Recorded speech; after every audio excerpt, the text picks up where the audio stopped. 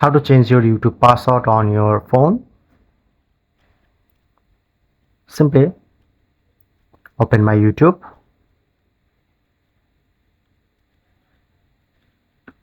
press on to profile, showing it to settings,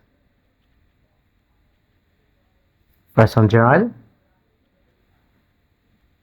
but not showing it to exactly change my YouTube password option.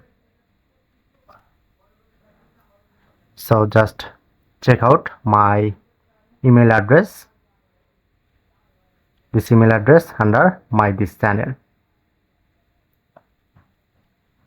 Okay, so close, open Google Chrome, profile, select this account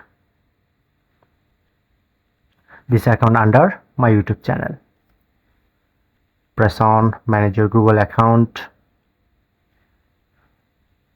security and sign in, showing it to password, continue. Okay, then I'm get change password option. So you just change your Gmail account password, then successfully change your YouTube account password under in this Gmail account to YouTube channel. So that's it.